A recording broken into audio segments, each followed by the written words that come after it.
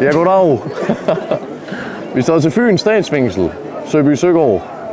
Udover at være et fængsel, så har de også et landbrug, økolandbrug, og de holder sørme økodag i dag. Halvdelen af Danmark er her. Det er helt enormt, det her. Jeg tror, det er ind til stald. Det er det også. Det er det? Ja. Har du været herinde? Nej. Jeg blev nødt til at sidde nede, men min nevø har lige været derinde og sagt, at køber derinde. Den ser brødfyldt ud. Den er glad. Men lige om lidt, der bliver den endnu gladere, og den ved ikke, hvad der er i vente.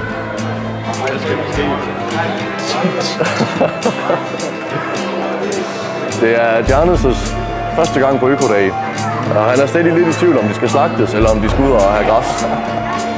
Vi skal ud og danse. Vi skal ud og danse. Det er på flow. Skal du ud og danse? Ja. Det vil være irriterende at blive hævet her. Hvad så?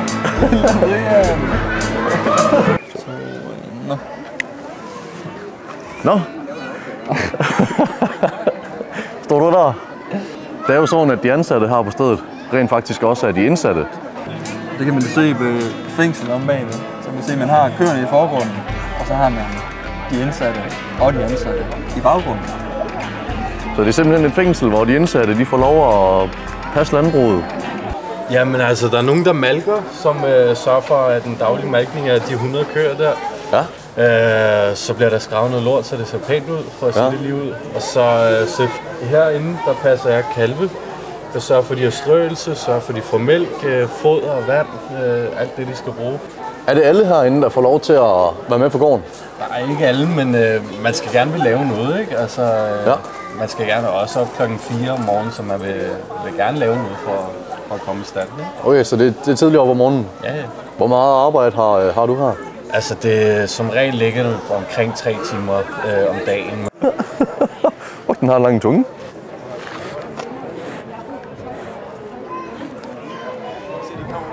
Det var lækkert. Hvad var det? Lidt klamt også. Oj, goddag. Ja. De er søde, hva'? Oj, den klør så, hvad der? Du er krassetræ nu. Den skal vaskes, den her trøje nu.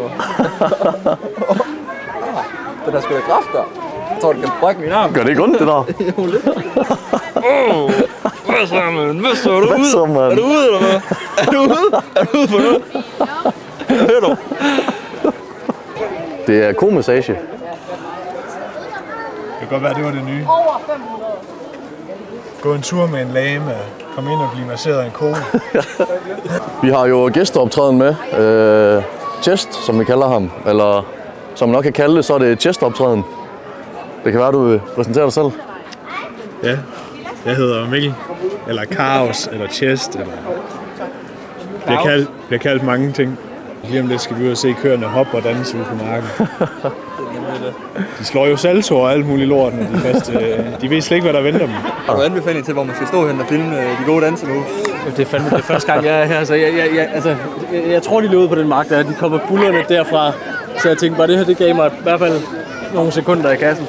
Ja. Og så tror jeg godt, at holder løber det, og jeg aner det ikke. Vi håber, du sætter GoPro på en af køerne. Ja, den drøm havde jeg også. Men det må vi ikke. Jeg fik det skudt ned ret hurtigt. Hvad filmer du for? TV2 Fyn. TV2 Fyn? Hvem er jeg? Patrick Hermansen. Fedt. Det er til YouTube. Nå, griner. Ja. Fedt. Jeg laver selv YouTube, så det er jo... Nå, fedt. Det er meget skægt.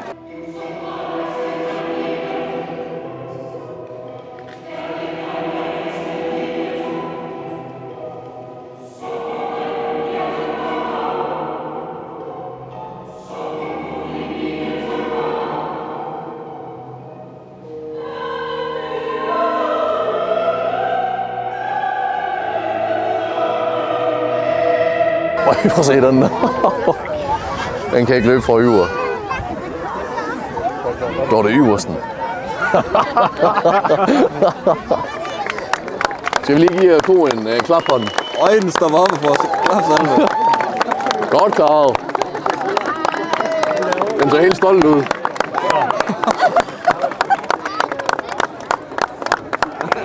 Oj, ja. Der kom dansen. Så fik vi lige et godt slutnummer, det bedste til sidst. Så det hele var. Er du glad for det? Ja, det er fint. Det giver noget at stå op til, noget ansvar, man skal have over for dyrene. Og ja. Det er sgu fint. Er du også på gården? Nej, er noget landbrug. Okay, hvor er det henne? Det er lige hernede bag. Er det også, har I andet end køer? Ja, vi kører ud på markerne med traktor, og ja, så stryger vi også ud ved køerne. Hjælper det jer med at komme igennem hverdagen, og altså, gør det nemmer for jer? Og... Ja, man opbygger ligesom en rutine, ikke? Altså, ja. Det er jo lidt kedeligt at sidde i fængsel, men jeg arbejder jo hver dag, alle ugen 7 dage, så det gør, at man har en rutine, og ja. Noget, der vil gavne dig, når du kommer ud på den anden side igen? Jeg ved sgu ikke, om det vil gavne mig på den måde, men det er meget fedt at have opbygget en rutine, og også at man laver noget andet, end fordi altså, der er nogle af arbejdspladserne, der ikke har det helt store at lave. Ja. Så dem, man har noget at stå op til og noget at lave, det gør også, at man gerne vil lave noget, når man kommer ud på den anden side. Man stadig har den der arbejdsmoral, man holder fast i den. Fedt. Er du blevet bidt af landbruget så? Nok ikke, men det er sgu meget hyggeligt. Ja. Så 3 stykker, så bliver det 15. Det er en røverkyld. Den er rigtig varm. Jeg kan mærke, den er der. Klasse. Nå, er den løs? Ja. Tak for hjælpen. Så hjælper det lidt bedre på at holde. Ja. Jeg fik at vide, at jeg skulle ind og varme min olie op også. Nå. Den er der varm nu, eller hvad? Den er der varm nu, ja. Jeg kan ikke bare hælde det ud over jer, så kommer der kæmpe bål i. Hvad er du ved at lave? Krebs, ser det ikke? Det ser meget sejt ud. Det er en flamberet... Olie. For en flad 5'er kan du altså få dig en friskåret pandekage. Den koster 40 kroner på julemarkedet. Og så får du en, der selv lov at lave den her. Det er perfekt. Kan du seriøst godt? Du kan godt vinde. Jamen, det er det, jeg skal have fundet ud af. Patrick Hermansen. Du kender mig nok. Ja, nej. Men jeg skal nok lige google den, når vi har tid. Du kan lige gå ind på YouTube her, når du er fri en gang. Ja, nej, men jeg gør det i løbet af vagten. Fedt. Ja. Hvad er din funktion i det her? Vi hjælper selvfølgelig med at sætte dem på arbejde. Og så Sørg for, at vi overholder arbejdet. Og sørge for, at I overholder det. Møder op. Hvor overvåget er I, når jeg er herude, og hvor frit er det for jer? Det er faktisk meget minimalt herover på landbruget. Der er ikke rigtig noget overvågning, men selvfølgelig er der noget tjek, når vi kommer tilbage. Vi kan altid blive høvet ind til stikprøver, alt fra visitationer til urinprøver, hvor de tjekker, hvad vi har på os. Men ja, vi har meget frihed, når vi er på arbejde her nu. Det er da dejligt. Til på afdelingen. Ja. Har du aldrig smagt en ostehaps? Du kan ikke sige nej til det, så. Du må godt få den. Jeg skal nok smage en ostehaps. Du må godt få min. Du må godt få 2. Prøv det lige at smage en ostehaps. Nej, jeg gider ikke. Det er et principsag for mig. Hvad er det for en syg principsag? Jeg gider ikke spise dårlig ost. Jeg tror faktisk ikke, det har så meget med ost at gøre. Jeg skulle til at sige, at det kan godt være, at det er dårligt, men det er ikke ost. Der har vi den. Er I på vej hjem nu? Ja, nu kan vi ikke mere. Nej. Var der også så lang kø til smagsprøverne, da I var her?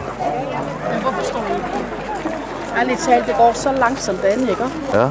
Hvis I går hen på den anden side, så kan I bare gå ind. Kan man det? Jeg har kun adgang til kagen. Er der det? Nå. Prøv at gå hen, de går så langsomt. Folk de stopper op og kigger, nej, jeg har fået det uden at flytte sig. Der er ikke nogen, der står ved bordet. Ja.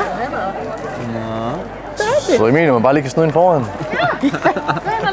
Helt seriøst. Nå? Helt seriøst. Det kan jeg. Spar masser af tid på det. Må jeg høre din mening? Fordi vi har en her, der aldrig har smagt en ostehaps. Og han nægter også at smage en ostehaps. Jeg spiser ikke dårlig ost. Det er da ikke dårlig ost, det er god ost. Er det god ost? Ja, de smager godt, og de er økologiske. Ja, og de er gratis. Ja, og der er også andre smagsprøver ost. Jeg vil bare gerne de små tæerne. De smager godt. Jamen, så længe det ikke er ostehaps, så skal jeg nok spise det. Jamen, så kan du prøve de andre. Det er en aftale. Hvad synes I egentlig om hendes råd? Skal vi følge det, eller er vi så langt i køen? Vi har stået så langt i køen, at jeg ikke synes, det er det værd at være den. Nu kan vi lige så godt færdiggøre køen, ja.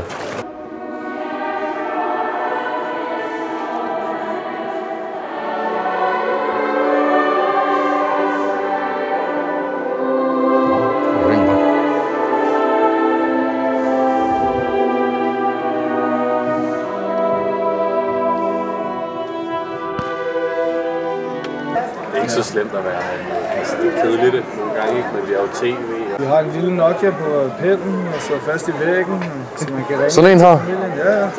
Sådan en har jeg sgu også. Jeg har ikke Det- en smartphone i 4 måneder. Nå? Gider du lade være med det der? Der er nogle af vagterne, der er meget smålige. Altså, det kan være alt fra, at du spørger om det forkerte, så hisser de sig op, og så er der nogen, som kan gå og lave sjov med det. Ja. Altså, tage pis på, ikke? Altså, det er meget forskelligt. De har lidt deres egne regler. Så nogle gange får man også lidt en dårlig dag, hvis der Man er finder nogle hurtigt dårlige ud af, vagter. hvilken vagt man skal spørge om tingene. Det er godt, det der. Tak lige måde. Så lige den her tilbage. Jo, tak. Du skal ikke løbe med den, altså. Den er jo spændende være sådan en. Han er jo kriminel, han løber med alt, hvad han kan. Tak til Adam. Tusind tak til Adam. Nej, tak til ham der. Ham den sure betjent. Støt økologien. Husk nu at komme ud. Nyd din søndag, som vi har gjort det her. Så kan det være, det er dig, der er så heldig at få en pakke smør med hjem. Morgen til fængslet.